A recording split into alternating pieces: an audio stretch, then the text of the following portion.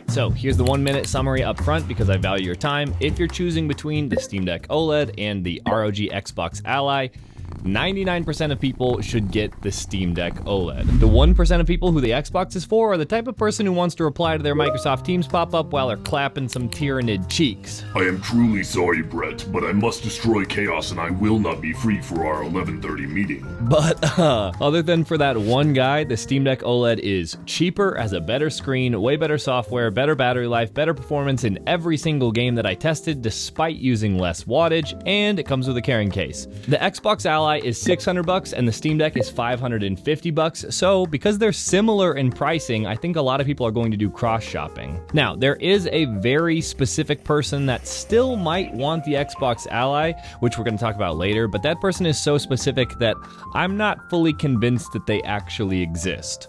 Also, I just gotta say, despite Microsoft's marketing, this is not an Xbox, and I don't blame people for thinking it's an Xbox. Microsoft has spent a ton of money marketing this thing as an Xbox and put it in every ad everywhere, but unfortunately, this is a Windows PC, which you can tell from even just the lock screen here. This is just a Windows lock screen. If you buy this Xbox thinking it's an Xbox, you're gonna have a bad time. But if you buy this Xbox secretly hoping to use Microsoft Excel with the joysticks, great news, Excel comes pre-installed, although sadly it does not work with the joysticks, and yes, I did try. Now, I do have to say, since I first got this Xbox about a month ago, it's gotten a lot better. It's been getting regular software updates, and it's way less glitchy than it was at launch. That being said, it bugs out all the time, from having trouble unlocking because it randomly forgets my PIN, to multitasking glitching out, to the screen freezing up, to sleep issues. It is buggy. Alright, so that's the summary. If that's all you needed and you like the vibe here, then leave a like and sub on your way out. But let's keep this train rolling and let's move on to performance and battery life, because those were the most surprising things for me. Then we'll get to the hardware, then we'll get to the software, and the software is one of the areas where I think most reviewers miss a lot of critical issues, so we're going to talk about those. Alright, so performance. My methodology. All of my testing was done at the highest wattage on both devices, which is 20 watts on the Xbox and 15 watts on the Steam Deck, and at 720p and 800p respectively. And if you're asking why didn't I test the Xbox at 1080p, it has a 1080p screen, you're gonna see why in a second. In Red Dead Redemption 2, with everything set to low, on the Xbox Ally, it got 37 FPS with a 1 FPS minimum. Doing the exact same test with the same settings on the Steam Deck OLED, it got a 49 FPS with a 28 FPS minimum, and that is 32% faster on the Steam Deck OLED, and obviously significantly faster minimums. And those minimum frame times make a big difference on how we perceive the game feeling. The lower 1% lows you have, the more you feel stuttering and lag in the game, so it's actually a bigger deal than you might expect. Moving on to Cyberpunk, using the Steam Deck preset, the Xbox got an average of 43 FPS, whereas the Steam Deck OLED got an average of 47 FPS, which means the Steam Deck OLED was 9% faster. Moving on to Elden Ring, this doesn't have a benchmark, but they're both getting between 40 and 45. They're similar frame rates, but the deck is generally getting about 5 more frames per second, which is about 10% more performance. And in Space Marine 2, with everything set to low, the Xbox got about 15 to 30 FPS. I know it's a wide range, but that's just how it is. And the Steam Deck OLED got about 25 to 40 FPS, which is about 60 to 80% faster. So in all of my testing, there wasn't a single game that I tested where the Xbox was faster than the Steam Deck OLED. And that's actually kind of crazy to me because the Xbox has the same chip as the Steam Deck, which is the Z2A, but the Xbox can use up to 5 more watts, which is what I was using in all of this testing. So it can use 20 watts versus the Steam Deck's 15 watts. So it might sound like a total mystery for why the Steam Deck would be performing better when it's using less wattage with the same chip. But the answer is Windows. Windows is an absolute train wreck of an operating system for gaming handhelds, and SteamOS is just so much more efficient. These are exactly the results we saw with the Legion Go and Legion Go S, if you're familiar with those, but long story short, SteamOS is just a lighter operating system for the handhelds to run, and Windows is a boat, so it uses a lot of resources doing things that aren't running the game. The workaround here, and I have a tutorial on this coming out soon, but it's just install Bazite, which is basically you can install SteamOS OS on any Windows handheld or almost any Windows handheld. So subscribe if you want to see that. I've got that coming up soon. Okay, and now let's talk about battery life. I hate cable clutter. I used to get really annoyed tidying up my cables, but Ugreen has straight up changed the game with regards to cable clutter. Check this out. This is Ugreen's Nexode 100 watt retractable charger. It has a built-in 2.5-foot cable, which means no more cable clutter. It has 100 watt charging that can take a 14-inch MacBook Pro from 0 to 54% in just 30 minutes. And 100 watts is more than fast enough to fast charge all of the handhelds that I've tested. The Steam Deck, for example, can only use up to about 45 watts, and the Xbox Ally can only use up to 65 watts. So 100 watts is more than enough. And it does have traditional ports. It has 2 extra Type-C ports and 1 Type-A port, so you can charge up to 4 devices at the same time. If you want to charge on the go, Ugreen also has the MagFlow magnetic power bank, which uses Qi 2 wireless charging at up to 25 watts, which can charge the iPhone 17 Pro from 0 to 50% in just 38 minutes. And because of its built-in 2-way cable, which also acts as a carrying strap, you can charge up to 3 devices at the same time and then use that same cable to recharge the battery itself. If you're interested in either products, check out Ugreen's Black Friday deals in the description below to get up to 40% off. All right, so now let's talk about battery life, and this actually really surprised me, and not in the good way if you're Microsoft. So the Deck OLED has a 50 watt-hour battery, and the Xbox has a 60 watt-hour battery, so you would expect the Xbox to do pretty good relative to the Deck, but you would be wrong. So here's my testing methodology. I do a worst case scenario battery drain test where I have Elden Ring running at max settings, max brightness, uncapped frame rate, max TDP, which is again 15 watts on the Steam Deck and 20 watts on the Xbox. And keep in mind that even though the Xbox is using a higher TDP, it still has worse performance. So I think it's fair to be using the max TDP of 20 watts. That being said, you can always lower the TDP on either device or the brightness or lock the refresh rate or do any number of things to increase your battery life.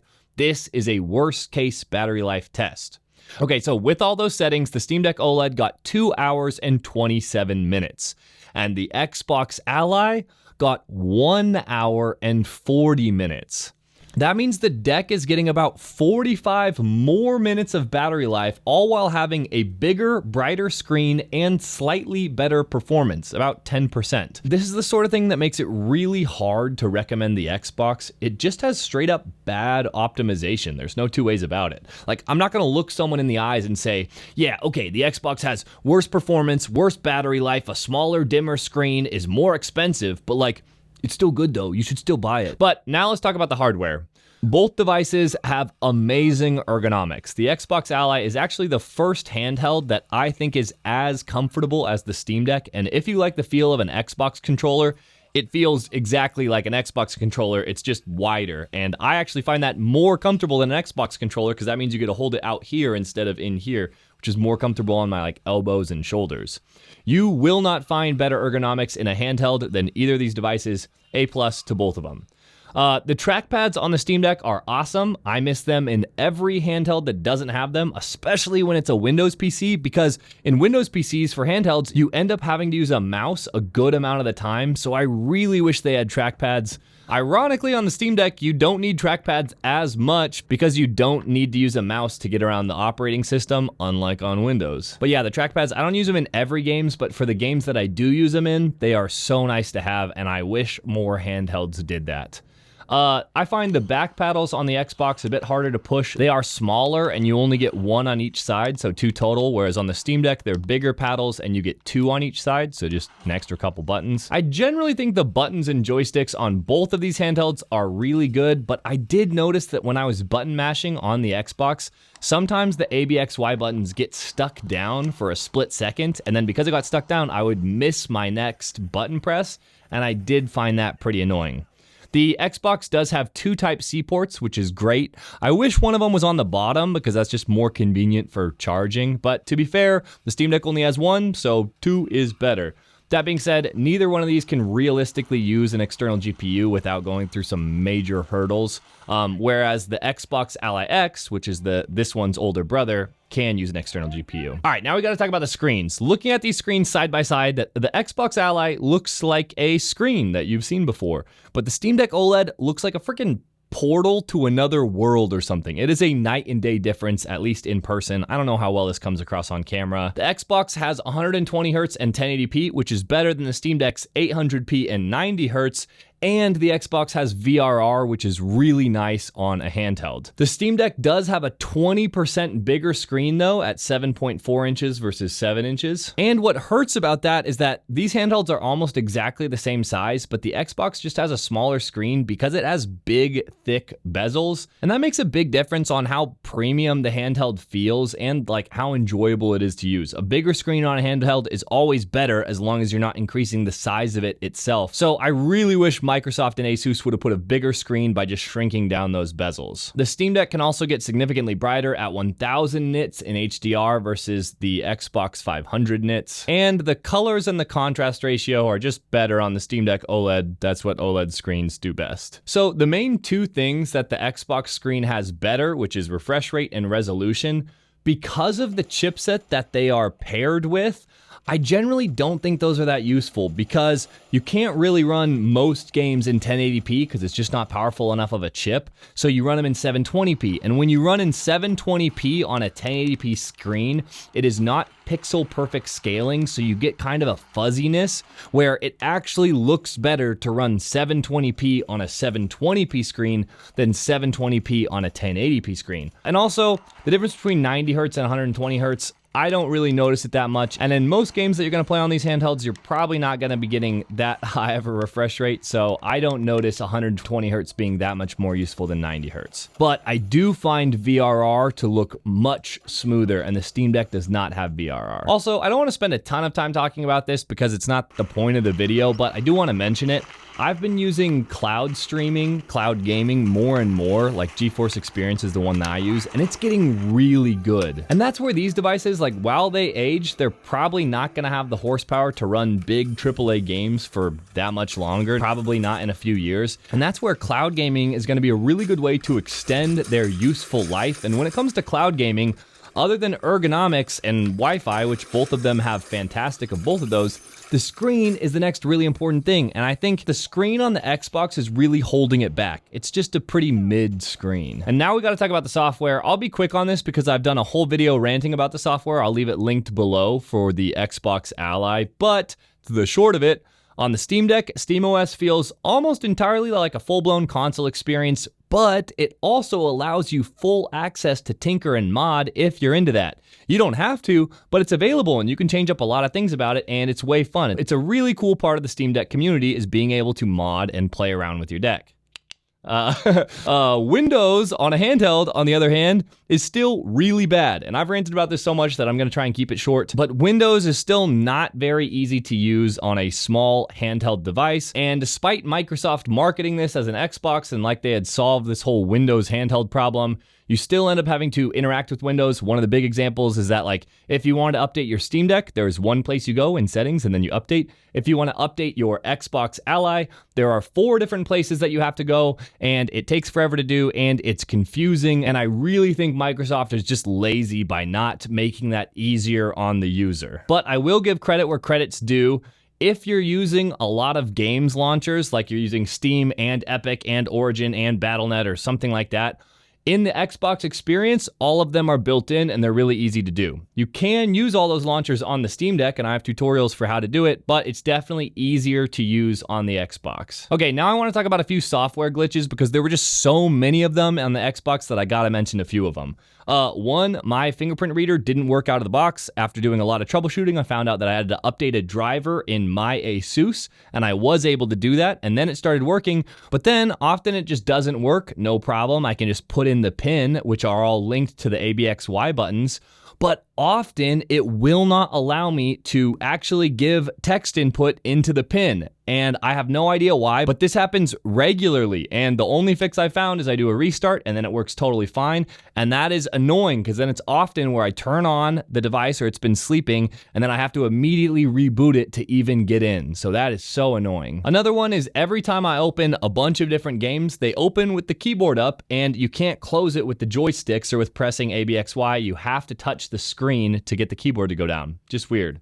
Another thing is that when you unplug the Xbox, the screen dims. and I wanted to change that setting, so I went into Armory Crate to try and change the setting, but I couldn't find it. So then I went into the Xbox experience to try and change that setting, and I couldn't find it. So then eventually I went into the Windows system settings, and I found that is where it is, and I was able to turn it off. But that kind of speaks to the confusion of the Xbox, is that if you want to change stuff, you don't know, do I go to Armory Crate, do I go to the Xbox experience, or do I go to the Windows settings? And when you're talking about settings, it's really frustrating to have to look through a bunch of different places to find the setting that you're looking for. So like that one was in the Windows system settings, but there's no way to know where the setting is located to go change it. So like, while it's not that hard if you know where to look, there are a bunch of different settings to look through, and it's annoying to look through them all. So that's one of my bigger problems with it, is that it's just a confusing mess on which software to use in which instance. Anyway, I've had so many bugs and glitches on it. They have gotten a lot better since launch, but they are pretty annoying. But I will say this,